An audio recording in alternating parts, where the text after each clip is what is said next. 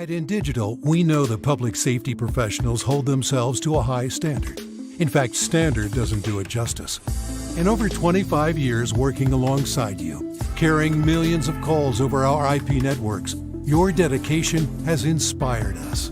That's why our ESI Net goes beyond industry standards, not only I3 compliant, but designed to adapt to future development for a network you can count on when it matters most. Learn more at indigital.net. Have you ever met a 911 professional and asked, what's the worst call you've ever taken? Well, here's your answer. I heard your last breath the night you flipped your four-wheeler. I tried to call you the day you committed suicide by driving your car into a tree. Blue face, cold to the touch. I helped you with CPR after you found your infant face down, not breathing. It messed me up. I did everything I could, but it wasn't enough. You were with me from the beginning, Grandma. 27 years later, I took the 911 call when you died. How fitting to be there for me in the beginning, and I was there for you in the end. I miss you, Grandma. I am 911. This is but a glimpse into the world of emergency dispatch. But what is it really like to answer a call during someone's nightmare? What is the impact on the first responder answering the call? From Titletown Publishing, and available on Amazon or where you purchase your favorite books and ebooks. Imagine listening. Your worst day is our everyday. If Within the Trenches has ever taught you something, open your eyes to what it is like to be a 911 dispatcher, or has inspired you to become one, then help support us and join our Patreon. Get exclusive bonus content, one-of-a-kind swag, discounts on merchandise, ad-free early access to new episodes, and much more. To join, please visit patreon.com/WTT podcast. And if you're an industry partner, we have something for you as well. And now, for the show. This is Jordan, and you're listening to the Code 7 Podcast Network.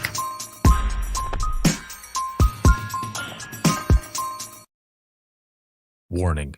This episode contains the 3 A's of podcasting: adult content, adult language, and awesomeness. You've been warned. Hey, what's going on? This is Ricardo with the Code 7 Podcast Network, and this is going to be episode 515 of Within the Trenches, True Stories from the 911 Dispatchers Who Live Them. This episode is sponsored by InDigital, a leader in next-gen core services, and a big shout-out, as always, to patrons of the podcast, as well as Facebook subscribers. Excuse me. Oof. It has been something, that's for sure. Just jumping in here really quick. This is going to be an Imagine Listening episode. This is going to be from the 2023 Indiana 911 Professionals Conference, and it was an excellent week. It was an honor to be there. It was also a part of my back-to-back travel for conferences and podcast appearances and such. And as of right now, it is October 15th. This conference was, I think it was the last week of September. And I've just had episode after episode after episode coming out, which is why this one is coming out a little bit later than usual. I had a bunch of them that were ahead of it. So this session is actually really special because I got a chance to do Imagine Listening in Indianapolis, Indiana. It was also not only at the same conference, but also the venue where Imagine Listening started back in 2017. And I had this realization that while I was up there on stage, right in the beginning, when I was kind of giving the history of Imagine Listening and such, I realized, because I had been told earlier, but it really didn't hit me until I was up there on stage during the session, it was the last time that Imagine Listening was going to be done at that venue. So we started it and finished it there at that venue. That doesn't mean that Imagine Listening is not going to happen at other places. It's just not going to happen at that one venue anymore. So it was bittersweet that it started there and was going to be ending there at that venue. A lot of amazing stories said out loud. a lot of written ones as well. I'm looking down at the stack of them that I'll be recording the voiceover for here in just a moment. But it was just a very good session. I just want to thank all of you for being there in support of each other, and for the job that you do. So thank you. And without further ado, here is episode 515 of Within the Trenches, True Stories from the 911 Dispatchers Who Live Them. And this is not only the audio from the audience, but also the voiceovers for all of the written stories for the Imagine Listening session.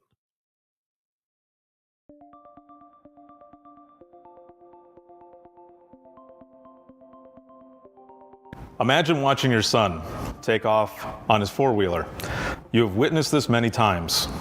He rides, he has fun, and all is well.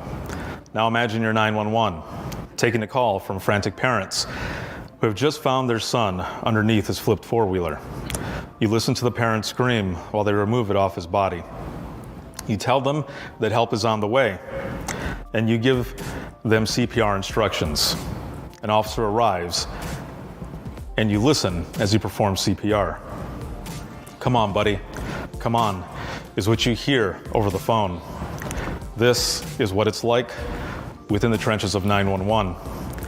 In this episode, you'll hear stories from the I Am 911 movement, a movement I started to fight the reclassification of dispatchers from clerical to protective and bring awareness to the types of calls that 911 dispatchers answer on a daily basis. This is an Imagine Listening session, and we are here for the 2023 Indiana 911 Professionals Conference, where Imagine Listening all started. Now, you heard the warning at the beginning, but I must warn you again and add that if you suffer from PTSD or have suicidal tendencies, you are listening at your own risk. The stories you're about to hear are all true and come from the dispatchers who live them. While some stories have a good outcome, the majority are horrifying. This is our reality. Your worst day is our everyday. So let's start with a bang. I want you to imagine each story, become the dispatcher who has taken each call, and imagine listening. So that intro, that story, that's my story. That's the story that started the entire I Am 911 movement. And a few days after I launched all of this, at that time in 2016, the show that people were binge watching everywhere on Netflix was Stranger Things. And I had been watching it like crazy. Spoiler alert, it's been a while. But I was watching one of the episodes, and there's a part where the sheriff finds one of the kids who's been missing throughout the entire episode, and he's giving CPR instructions. And he says something to the effect of, "Come on, buddy, come on." And I lost my shit. I didn't realize why in the beginning. I was crying. And at the end of it, I just sat there and I thought, it was pretty traumatic, but why the hell? And then it hit me. It was a trigger because I was now watching exactly what I was listening to years prior to that. But that's why I shared these stories, because it was therapeutic for me. And it's been therapeutic for a lot of people as well. Who has a story they would like to share? Crickets, just like the first time. Yep. So let me tell you another story. And I share these stories as well, so that you feel comfortable to share one of your own. Now again, it can be a save. But years ago, it's 2007, and I'm in dispatch. My grandmother was sick. She was in hospice care. We knew she was close. And I was on backup phones and radios because it was already decided that if she passed away while I was there, that I could leave. Now, I'm a firm believer that some of these phone calls are meant for us because maybe we have some sort of life experience that would help that caller better than anybody else who might have been there. And that's not saying that our partners would not be able to do a great job. Of course, they would do a great job, but sometimes there's something that we have or have experienced that can help that caller better than anybody else. And this call, this one was meant for me. I've been getting text messages from my family. She's getting close. She's getting close. Now, my partner on main phones, Alexis, ends up saying to me, I'm going to go and hit the break room. Is it okay? Are you okay? And I said, yeah, of course. Nothing is going on anyway. Which, you know, saying something like that is basically tempting fate, right? You might as well have said quiet. Exactly. She goes to the break room, and as soon as the door shuts, the phone rings. Now, I never hesitate to pick up the phone, but for some reason, this time it was different. And the hair on the back of my neck started standing. And with this old-ass phone system that we had, you had to wait like one ring for the information to pop up on the screen. Now again, I never hesitate, but this felt different. So I waited that one ring. And on the screen was my mom's cell phone number. And immediately I thought, what are the odds that I'm the one who's going to take this phone call? What are the odds? So I pick up the phone, and I answer, Allegan 911, where's your emergency? And it's my cousin Brenda. And she says, Richie? I said, yeah. She goes, Grandma just died. So I went through the motions. I did everything I needed to do. But really, what are the odds that I would be the one to take that phone call of my grandmother passing away? I wasn't on main phones. So I did everything I needed to do. I was allowed to leave. I went to pick up my brother, and we take off. And I get a phone call from one of the deputies who's out there with my family. And he says, hey man, he goes, I just wanted to call to let you know we're here. Your family is doing as well as they can given the circumstances. I also wanted you to know there is nobody on the west side. So don't be stupid, just get here. And I said, thank you. I told my brother this and he was oblivious. He goes, what do you mean? I was like, dude, he's giving me the green light to speed. He's telling me that we are not gonna get a ticket. We're not gonna get pulled over. And he goes, oh, okay, that makes more sense now. So we get there, right? We go through all of this. And for years, I just couldn't understand. And then finally I had a conversation with someone, a friend of mine actually who works for in digital. And he said, what a blessing. And I thought, what? And then it hit me. See, my grandmother had lived with my parents since before myself and my siblings were born.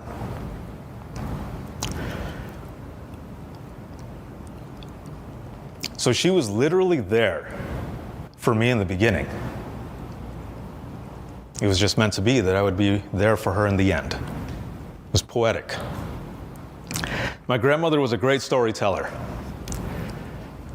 And she left me with that story to share.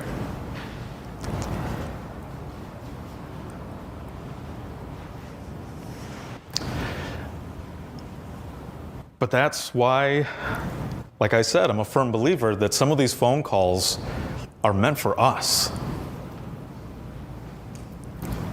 Maybe you've had a moment where you've taken a phone call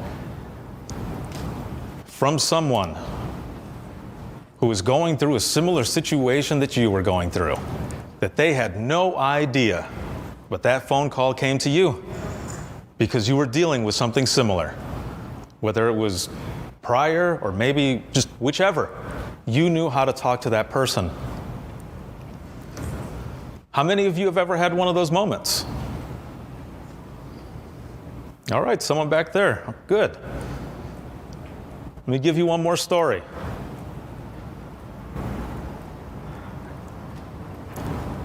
At one time when I was in dispatch, I was dealing with some really bad back pain, neck pain, shoulder pain. I was going to the doctor. They had no idea what was going on. They didn't know how to help me. The pain was excruciating. And it was to the point where it was going up to my temple, into my eyeballs. And it was horrible. It was so bad. So one day, because I was desperate for something to help me, I did something that I never thought I was going to do. Mainly because I was afraid the people were going to give me shit for it. Maybe I would do a pose wrong and someone would make fun of me or whatever. But it was yoga. Believe it or not, it was yoga. One 45-minute session, all that pain was gone. So one night, I'm in dispatch and I take a phone call from a lady who's suicidal. And she's dealing with excruciating back pain, shoulder pain, neck pain. And all I could think was, this too was meant for me. This person's dealing with something that I was dealing with. Now, I had a trainer who, whenever they would talk to suicidal subjects,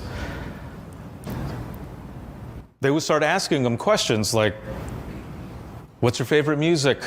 What are your favorite movies, TV shows? Being human. To talk to somebody. To keep their mind off of what it was that they called for in the beginning. And I remembered that. So as I'm talking to this person telling me that she doesn't want to live anymore, that she just wants to die, telling me how she wants to do this, and I'm talking to her, help is already heading that way, and I take a shot. So I start telling her that I was having the same types of pain. She asked me, what did you do about it? And I told her, I did yoga, and we were talking about it. And she was laughing with me at the end. And people got there, and she said, thank you. She says she no longer wanted to kill herself because now there was another pathway. And we hung up. I don't know whatever happened to this lady, but that call was also meant for me because I had that experience. And shit, for all I know, she might be a yoga instructor somewhere. I have no idea. No idea. But I will say that whenever I do practice yoga, I think of that person. Because there's a connection that we make with these people just through our voices. Them trusting us. And that sticks with us. And that one is a good one. Hang on to those. Because those are the ones that you're going to think about, or should think about, when you get those hard calls. Do any of you have any type of journal or anything that you have there to write down those wins? All right, some of you do. That's good. Because again, when you're having those shit days, you can go back and look at those and remember the good that you are doing. That impact. You might not ever know what that impact is later on or beyond, right? But those ripples are important. You know, when I first started all of this, a person sent me a message, actually commented on one of the stories, and said, this is a public forum. I can't say why, but I want to say thank you to whoever started this. I just want to say thank you. So of course, as any good dispatcher, I'm going to start investigating, right? And I'm not going to stop until I figure out who this person is. And I will not say who the person is ever, but I did get a hold of them privately. And I asked them what was going on. And the person said, I was suicidal for so long. I didn't want to live. But somehow I stumbled upon your movement. And I'm pretty sure at that time there was like 900 or so stories, images on the Facebook podcast page. They read through all of them. This person read all of them. And they said that when they got to the end, it really put life into perspective.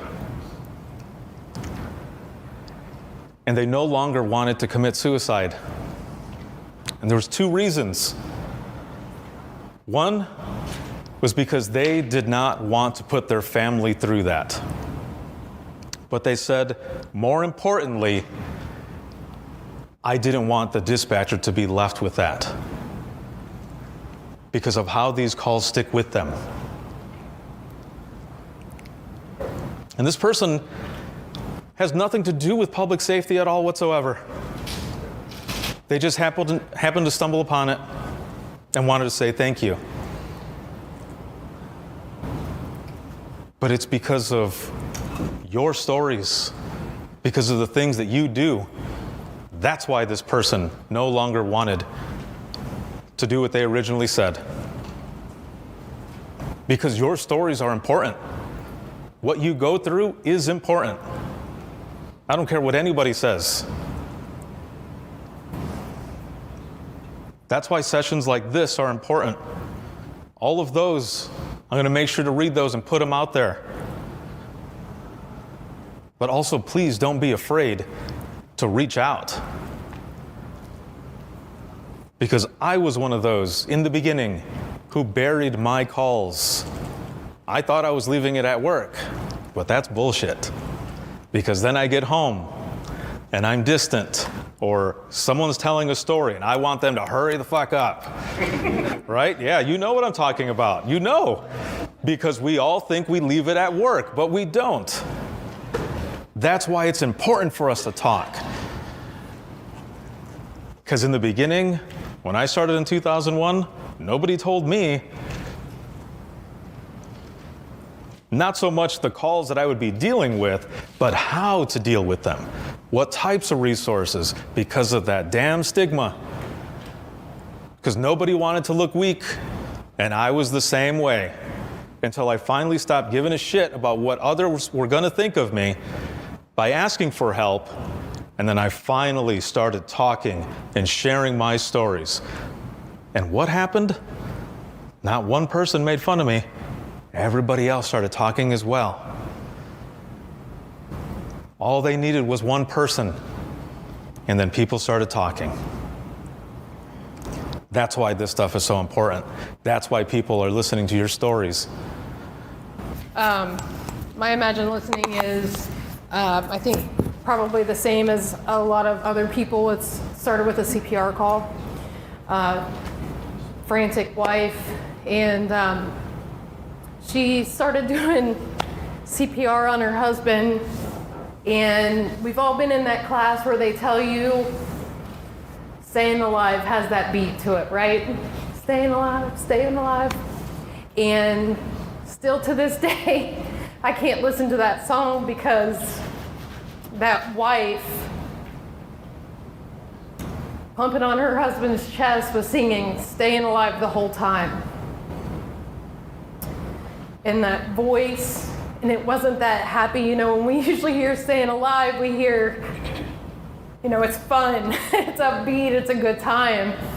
But staying alive in that moment was no longer, it had a whole new meaning to it at that moment. And that guy made it for 3 days. I followed the story, got to hear that he did make it for 3 days, but eventually he did pass away. So she tried and she did her best, and so that's just something that's always stuck with me. So that's my story. So please don't be afraid. You see me tearing up and getting a little upset, and it's okay. This is a safe space. I've been here. I was here in 2017, and I'm here now, and get it out. That's what it's here for. Thank you. Thank you. Now, also, you don't have to come up front. You can do it from your table, just so you know. Yeah.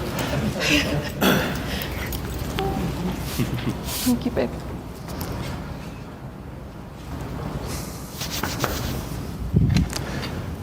Does anyone else have a story they'd like to share?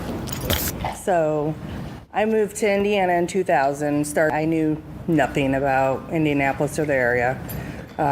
Released in about middle of 2000. And one of my calls came in, and it was a man who was in a car accident. He had flipped his car, and he needed help.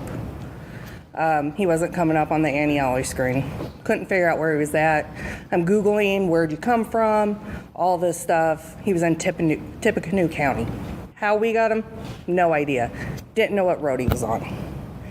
Begging me to help him, get him help. I have another dispatcher calling Tippecanoe, seeing if they can find where this guy's at. I hear the phone drop, and a whole bunch of people come up. Oh my God, is he okay? Is he okay? He's not breathing. Somebody call the police. Then you hear sirens. This felt like 20 minutes. I don't know how long it really was. And the line disconnected. Googled it, and the next day he died. I feel like I was the last person he talked to. I've had a lot of bad things happen since then, but that one will always stick in my head. So. Thank you so much for sharing that.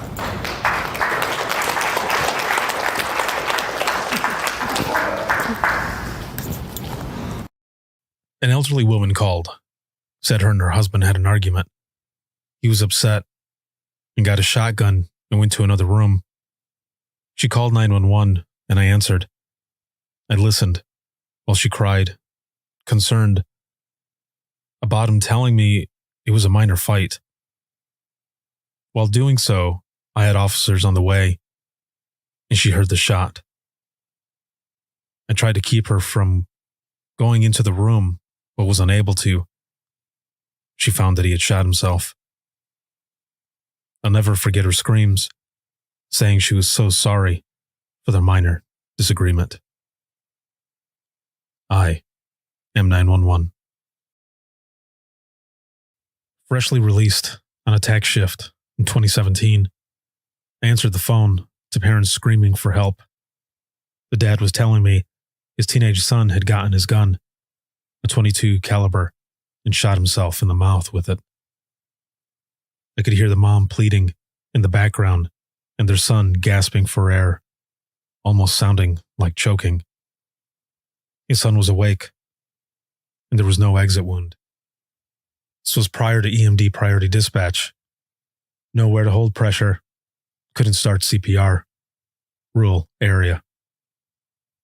Right down the road from a fire department with staff medics, but they had to wait for police to get on scene and clear the scene for safety.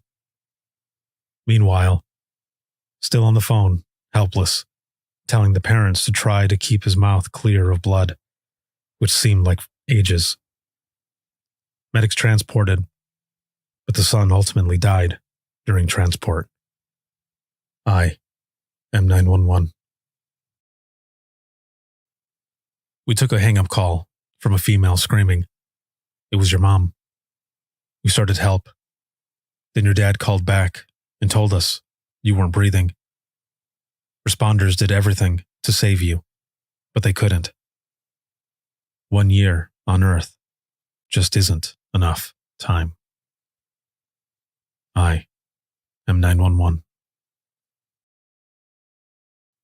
I listened to you beg me to save your life after you had taken a bottle of Xanax. You didn't want your children to find you. We got help for you and the kids.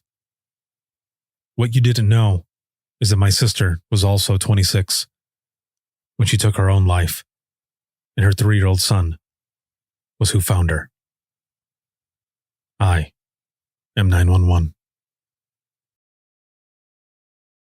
I received a call from a frantic woman who says her car was stolen from Steak and Shake. She states she just ran in to get her order and left her car running because her 80-plus-year-old mother was in the car. The woman states she left her cell phone in the car, to which I called. I kept the perpetrator on the phone telling him he better not hurt that mother and drive the speed limit. It involved 4 police departments, but thankful it was one of our own that captured the perpetrator in the next county without incident. I am 911. A grandpa called. His teen grandson has been staying with him. Grandson should be home, but grandpa's unable to locate him. He keeps me on the phone as he's walking and trying to locate him. While talking with me, he finds his grandson hanging, lifeless, in a tree in his backyard. And he is deceased. I am 911. While in training, I took a 911 call on the interstate. Mother was originally calm, asking for help because her 30-year-old veteran son kept trying to exit the vehicle to commit suicide. She soon got frantic as I listened to her beg, along with his wife and sister. Next, I heard the door handles click, and the caller quit responding to me. Next thing I heard was this man getting hit and the family screaming louder than I've ever heard. I later found out the man was hit after jumping in front of a semi going full speed and died on impact. I am 911. My caller had just witnessed a bad 2-car accident. He called as he was approaching the vehicle that was just hit at 70 miles per hour and flipped several times. I asked if anyone was injured as he got to the truck. It was a blue truck with only the driver, an older man who was wearing a seatbelt. Caller got to this man. His windows busted out and airbags deployed. He told me the driver had blood all over his face and he wasn't responding. I could hear agonal breathing in the background. And I start to prepare myself to tell this caller he needs to start CPR. Then our 911 line started ringing like crazy. I had to make the decision to disconnect with my caller to answer another 911 call. It was a woman reporting her neighbor stole her cat. I was furious. And after that call ended, I burst into tears. I heard later the gentleman had died on impact and nothing could have saved him. I am 911. I remember hearing her last breaths. I answered the call and tried my best. I live each day with you in my head, and a small piece of my heart. I will never be the same. From here on, I have lost a small part. With this job, I have seen the good in coworkers and heard the worst in humanity. Never did I know that this job would take my sanity. If you are the lifeline for another, be willing to find one for yourself too. Remember, in this job, just do what you can do. I am forever changed and no longer whole. I am broken, but I am still here. I am 911. I listened to you die. Your husband had left to get medicine for what you thought was heartburn. You knew that it was more. I comforted you that help was on the way, but you kept telling me that you were dying. I heard your last breath, the last person you spoke to. I think of you often, and I hope I give you comfort. I am 911.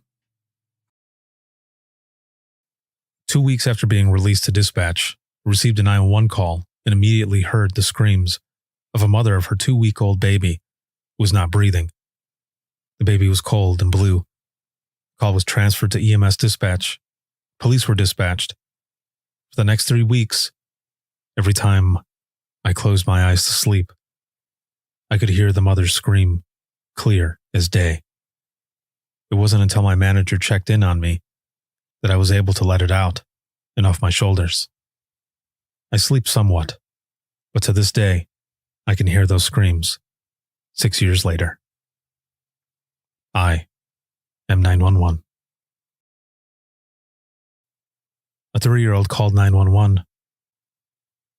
When I asked what was going on, he just wanted to tell me that he poo-pooed in the potty. I told the young child, good job, and to put mommy or daddy on the phone.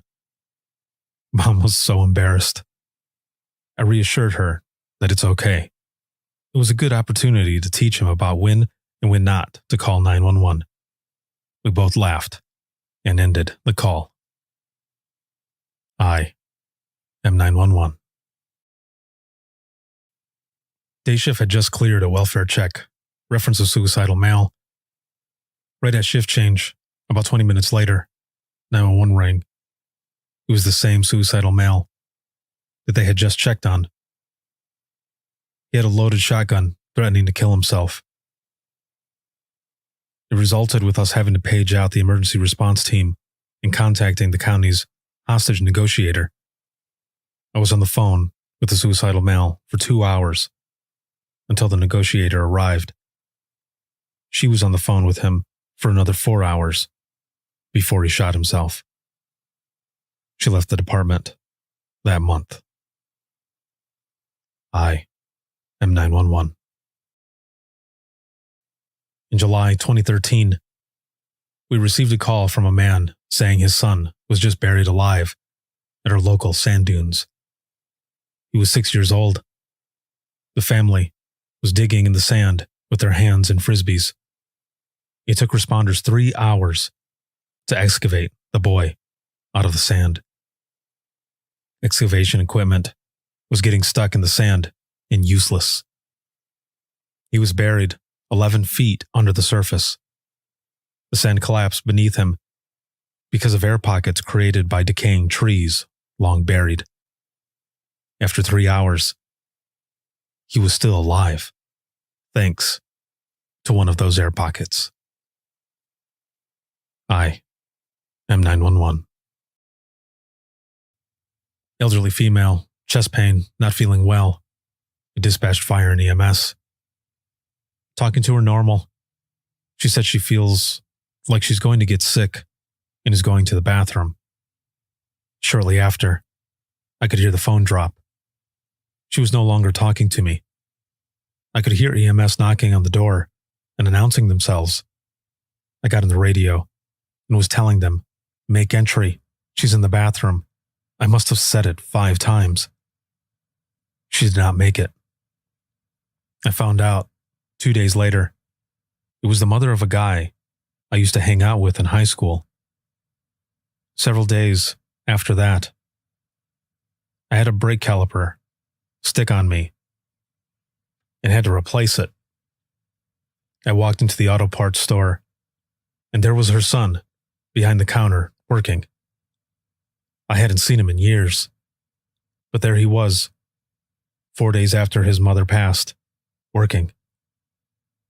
I never said anything to him about taking that call, but I couldn't stop thinking about it.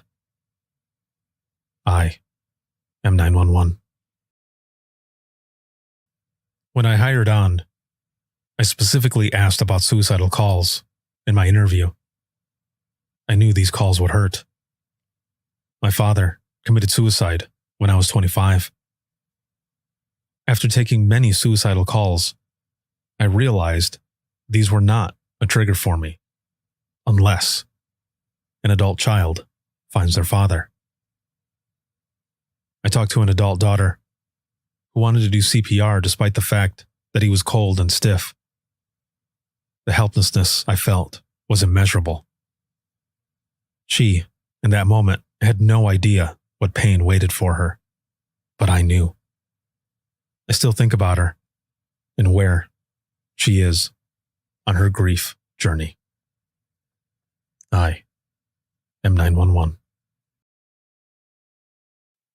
The first time I ever had to give CPR instructions, I got a call from what sounded like a defeated father. He told me he had an infant that was unresponsive and not breathing. I went through my instructions and asked him to count out loud as he was doing compressions. I will never forget his defeated, almost hollow-sounding voice as he did. I stayed calm and tried to keep reassuring him that help was on the way. The infant ended up also being my first 10-0 on my own. A couple of our part-time dispatchers are also medics. They called me afterwards to check in and see how I was doing. They both told me the infant was in and out of the hospital and the family knew the death was coming. I think they thought it would be comforting knowing there was nothing I could have done. But being a mother myself, the voice and defeat will never leave me. I am 911. My very first 911 call was 12 years ago. We live in an Amish community. Got a call on 911 from a community phone. And a person saying her 20-month-old had drowned in a 5-gallon bucket. She did not have very much info, as she was no longer on scene. When officers got there, the child had fallen into a bucket with a little bit of water in it. CPR was unsuccessful. The mother had been inside and thought the little girl was with the father outside, and Dad thought she was inside. I am 911. I took a call from an 11-year-old home alone with her 7-year-old sister. Both had fallen asleep on the couch. The 11-year-old female woke up to 4 men in her residence. She and her sister were under a blanket on a very large couch in the living room, so they hadn't been noticed at all. She used the home phone and called 911. I was on the other line and received a very quiet but non-panic child saying, people, men, were there. And her mom didn't get home for an hour or so, and she was watching her little sister until both parents came home. Luckily, she didn't panic once and remained calm. Neither were ever found by either men, and once police got there, they fled. One was hurt, jumping out a glass window. One was tased, fleeing out the front. One was apprehended by K-9, and the last surrendered peacefully. The scariest part is they found a butcher knife, a cleaver, and a sawed-off shotgun. The officer had remarked that if they had found the girls, it would have gone very different, especially since one had just gotten out on parole for manslaughter and another was wanted for the homicide of his girlfriend. I am 911. My first year in dispatch, I received a call from a female breathing heavily, running, saying he tried to kill me, just shot at me. I immediately made sure no one was injured, got the address, and dispatched. After shotgunning the run, I went back to get suspect info, etc. What I got was a black male, blue shirt, blue pants. I asked about the gun, a 9mm Glock. I asked if he had left. Yes, in his white Ford Crown Vic work vehicle. I updated the officers and continued to ask questions. Finally finding out the suspect was an on-duty officer and he tried to kill his girlfriend. At this point, I realized it was his hit beat or area and heard everything that had gone out. We also realized this is why he didn't clear the run and was an answer in control, since he didn't. if all was okay. At this point, all info was CMDT for further. The other units arrived, and I ended the call since she was with officers. 15 minutes later, a younger female called and advised her dad told her he wanted to end his life. She then told me he was an officer and had shot at his girlfriend. She gave me the info she had, which wasn't much, and a sergeant reached out to her on the other line, ending my call. 10 minutes later, I received a call from the officer parked in a park with a gun in his mouth. I immediately notified the officers on the run and continued to update them as I tried talking to him down about pulling the trigger. Once units arrived and I was prompted to disconnect, I did. But to this day, I have never received 3 calls back to back like this. In the end, the officer didn't kill himself while parked in a squad car in a park surrounded by his brothers and sisters who only wanted to get him help. But to this day, when I see a park, I think of that officer. I am 911. You were my first call of the shift. You were also my first EMD call as a newer dispatcher. When I answered your call, you were inconsolable. You had just found your 2-month-old baby not breathing after taking a nap in the car seat. I tried to talk you through CPR, but you were understandably in hysterics. Responders arrived quickly, but that baby girl never woke up from that nap. I have spent 14 years in emergency services, but never in my life felt more helpless than that day on the phone. I am 911. It was my second day back from maternity leave, from having my son. I sat down for what I thought would be my regular shift. The first call I took was from a girl that said she came to her cousin's house and found him on the floor in blood. When I asked the address, it was one that was too familiar. It was my newborn's father. They took me off the phone, drove me to the homicide office, where I sat for hours before I found out he was shot, execution style, in the back of his head. He did not survive. It took a while before I was no longer afraid to take a 911 call. I am 911. I was the one who answered a frantic mother screaming and yelling, my baby is not breathing. Please help me. My baby is not moving." After getting the location, I was able to break through your screaming and yelling to start CPR. I listened as you counted. I listened as you gave rescue breaths at what seemed like an eternity. I could only listen after giving you instructions and counting to 30, then telling you, lift the chin, tilt the head back, slightly, give 2 rescue breaths, all within just a few minutes, till units arrived on scene, to look up at my phone and only see it was disconnected. Not knowing what was going on scene, but to get ready, to take the next call.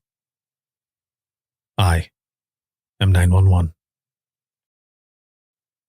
I received a 911 call from a parent who found his son on the floor, unconscious and not breathing. After a couple seconds, calming the father down, I asked if he knew how to do CPR. The father didn't know how to, so I started my instructions and had the caller make sure his son was laying flat on his back. As soon as he asked what was next, the line went dead, and I had lost the caller. After 4 minutes of continuous calling, I had finally got them back on the line. I instantly started CPR instructions, and the only way the father would continue is if he screamed the numbers. He continued to do compressions until EMS arrived. The whole call, the patient's mother was screaming in the back for him to wake up. Unknown to me, the patient actually vomited in the 4 minutes time slot that I had lost the call, and it aspirated, and it passed. When EMS arrived, one of the responding EMTs told me that over all the sirens and closed doors, they could hear the father screaming the numbers for compressions. Also, unknown to me, at the time, the son had overdosed on drugs, which led to him passing away. I am 911. I listened as you calmly told me of your plan to end your life. You readily gave me your address and name and said you wanted the police to find you before your family. I tried to keep you talking and answering my questions. You told me you had a gun. A chill ran over me when you told me you were going outside, and I heard your screen door slam in the background. Your composure finally broke when I asked about your family. I listened as you broke down in one ear, while with the other, I could hear officers asking for updates. Eventually, all I could hear were the sounds of the outdoors, broken only by your sobs. You continued to cry as I tried to comfort you, assured you that we were going to help. I was still with you when I heard an officer over your phone line yell at you to put the gun down. My job was done, and I disconnected. The officer told me an hour later that she found you kneeling in your backyard, phone on the ground, by your knee, a shotgun positioned in your mouth. She said you agreed to go to the hospital and get help, and to tell me you were sorry. I wonder about you a lot, and whether you got well. Thank you for giving us a chance to save you. At one point, I thought I was going to listen to you die. Instead, you gave life a second chance. It was early on in my career. Thank you, and I hope wherever you are, you're still giving life a chance. I am 911. A 911 call came in, a 9-year-old from New York who was traveling from Kentucky with her new puppy and mother. She said her mom was feeling ill and she pulled over, but mom was unable to help provide information on her symptoms because she was in and out. With our technology and the 9-year-old's help, we were able to get a positive location so I could send responders. I was only 6 months into the job, and of course, anxiety strikes every time the 911 calls come in. That day, that call changed my whole entire thinking process. The little girl stayed calm. She was clear. She followed my instructions and was able to provide me with her father's info. The little girl provided me with her mother's medical history, medications, and most of all, a sense of what calm sounded like. This little girl made me realize what a difference it makes when you hear a calm voice on the line. Since then, I'm always thinking of her and how she kept it together the entire time. She even made it clear that we needed to get assistance with the puppy while she was at the ER with her mom until family came. Of course, I stayed in the line with her until first responders arrived. I praised her for her bravery, and she simply said, "It's okay. I want to be a 911 dispatcher when I grow up." I found out later, Mom had a history of migraines and seizures. When responders arrived, she was in an active seizure. Mom, daughter, and puppy were able to get home 2 days later. I am 911. So, this is just a story I'll never forget.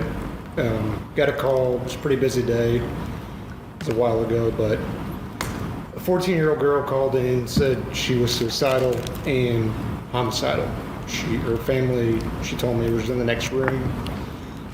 Her parents and her sister.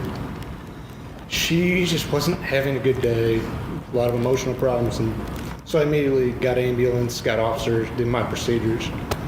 And I asked, well, what was wrong?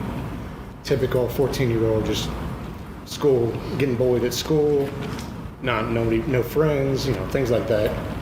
And I'm like, there are people that love you, doing whatever I can to distract her. And she told me she cut her wrist. I said, okay, thank you for letting me know that. I told somebody else, another dispatcher, I'm like, hey, can you let them know that she cut herself?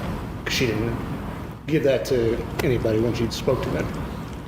And she was hiding in her room. And I was trying to think of anything I could do to talk to her. How do you relate to a 14-year-old girl? But talked about Taylor Swift because her favorite. The one thing I just will never forget is she had the same name as my cousin, who was also 14, who I had just seen at a family get-together the day before. And all I could do was picture her face on this girl's body and with cuts all over her arm. It was ingrained in my head in this entire call. But I convinced her to put the knife down and just sit there and talk to me. And I was thinking of anything that I could think of. She liked to draw, so I told her I like to draw. 20 minutes went by. 20 minutes of just trying to think of anything I could say. But it ended up being okay. She told me she didn't want to hurt herself anymore. And we got her help we needed. She was stable. She went to the hospital.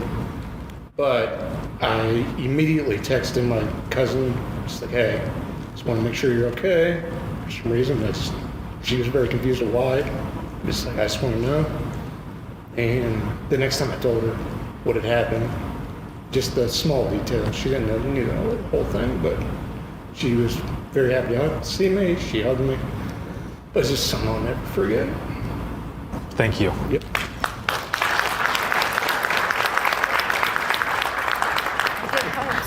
I'll take one. I have been training in dispatch for 6 months, so I don't have a whole lot of experience yet, but one that kind of stuck with me was I'd gotten an admin call from a kid. So he essentially is telling me that his friend sent him a text message of check my 360 location on my phone and call the police.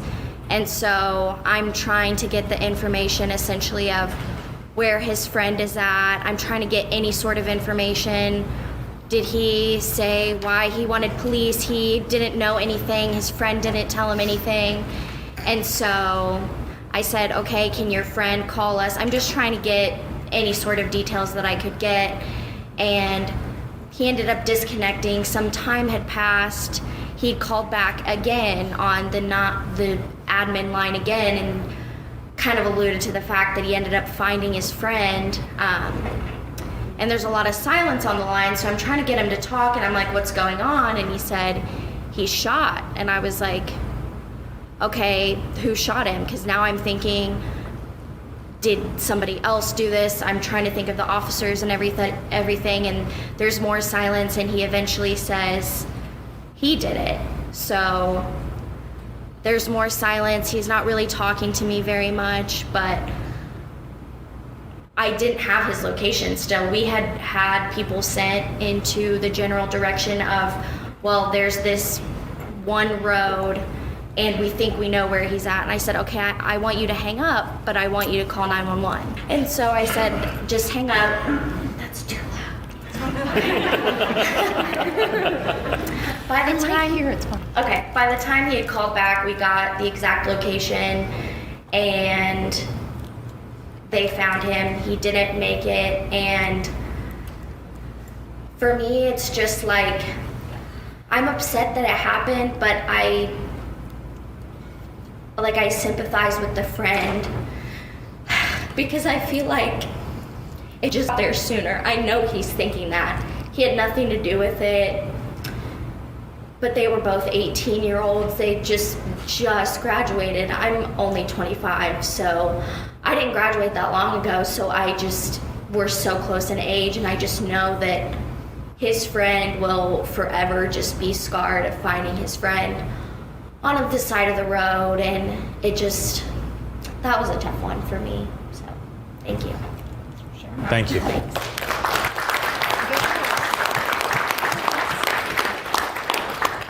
you. You ready?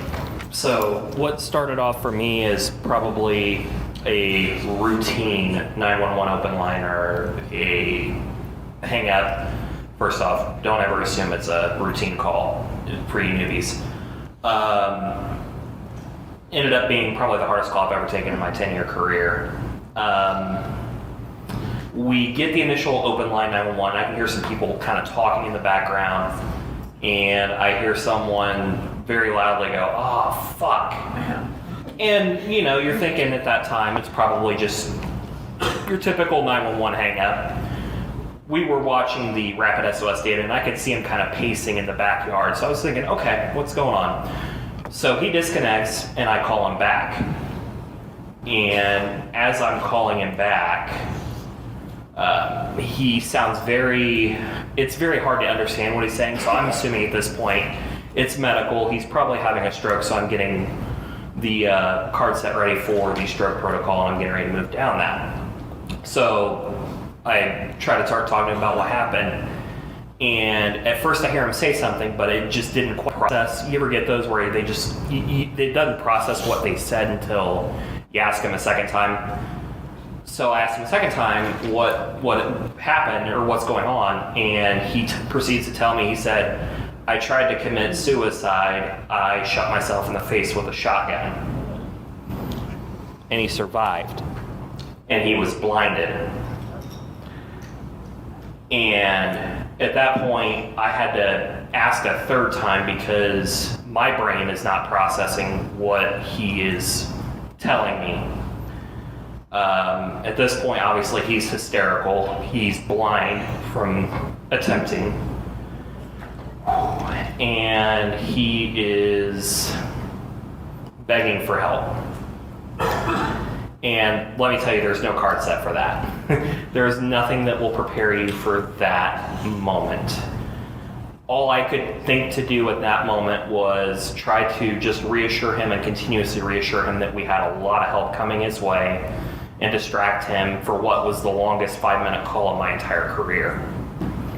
And at that time, I'm also trying to gather officer safety questions without trying to upset him anymore. Like, hey, do you remember where you left the shotgun or where you were at when you used it? And trying to make sure that I can get as much information to my responders as I could. And just listening to him trying to tell me, but still his words were unintelligible at times. It's one of those things that I've never forgotten since I took that call. And it's a weekly reminder to me.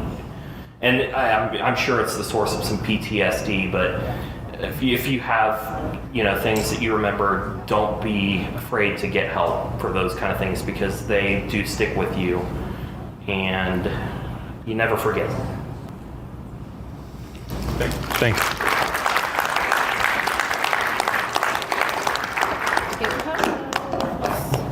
So I had one come in, elderly female, chest pain.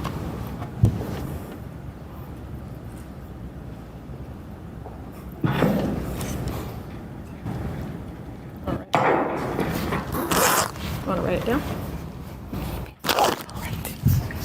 We're going to write it down. Thank you. Either way, yes. Yes. May I borrow your pen? I'll make sure that your story gets Thank you, thank you, thank you. Okay, I'm going to try to get through this without ugly crying, so bear with me. It's okay if you do. I had a potential trainee sitting with me for this actually, but we got a call from someone on a backcountry road that found a car that was wrapped around a tree, and we obviously immediately started to help and everything, but You try to see if there are occupants, how many people are in the vehicle. There was a female that was clearly not alive from what the caller was telling me. And all of a sudden you hear screaming from a child coming from the back of the vehicle. And these strangers... Sorry.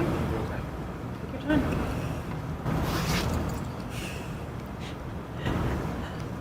You got it. You got it. You got this, girl. You're 3/4 of the way. Yeah.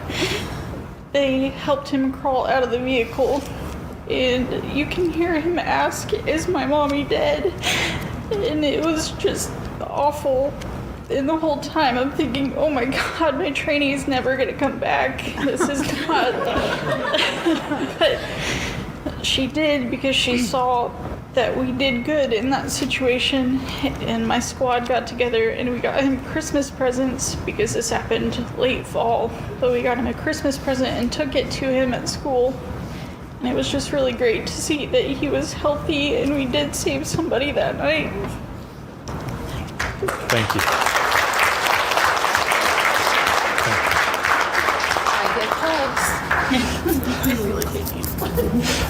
Thank you, all of you, for being here, for what you do, and please, a round of applause for everyone who shared their stories.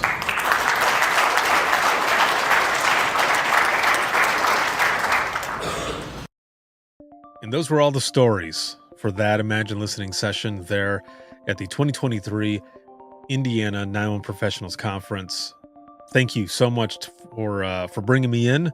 Thank you to the conference, and it's always awesome to be back in Indiana. Next year, it's going to be in a different area and a different venue. Very excited for that. I hope I get to come back to launch it there as well.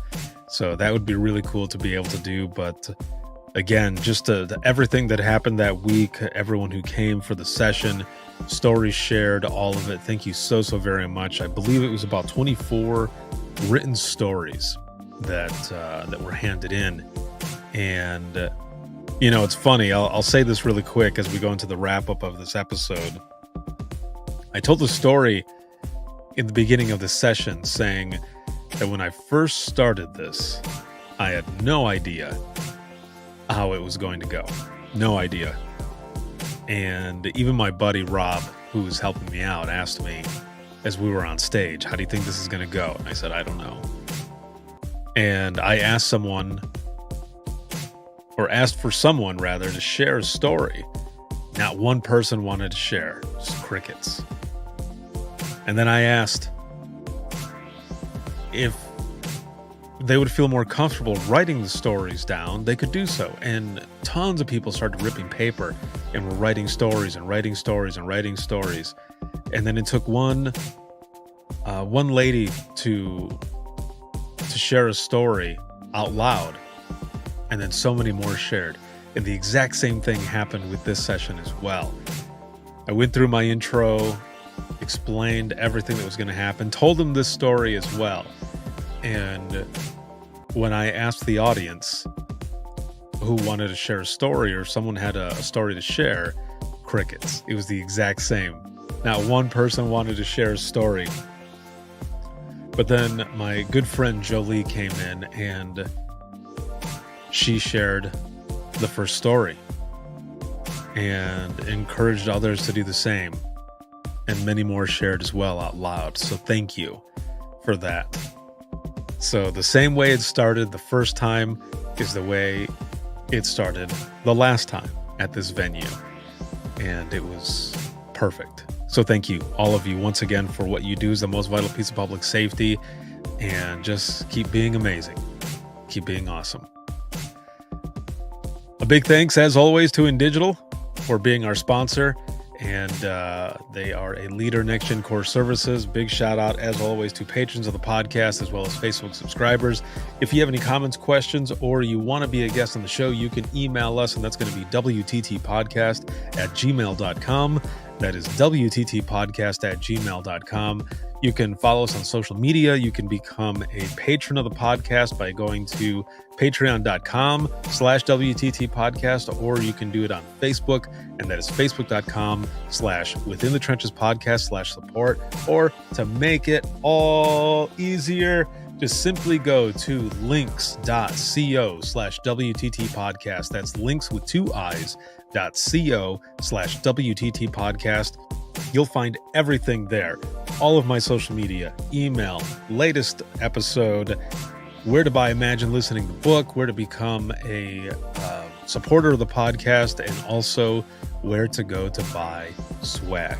We got some new stuff coming in, and because the holidays are coming up, I'm going to be busting out some more hoodies, hats, beanies, all that good stuff. So watch out for that. And as always, just thank you for everything, for the support. I wouldn't be able to do what I do if it wasn't for all of you. So thank you so very much. And a big shout out to the newest patrons of the podcast. Thank you all for the support. This can be seen on YouTube as well as Twitter, LinkedIn, and Facebook. And then you can listen 24/7 on Apple Podcasts, iHeartRadio, Spotify, your favorite podcasting app, and withinthetrenches.net. Have a good one, everyone, and we'll see you in the next one.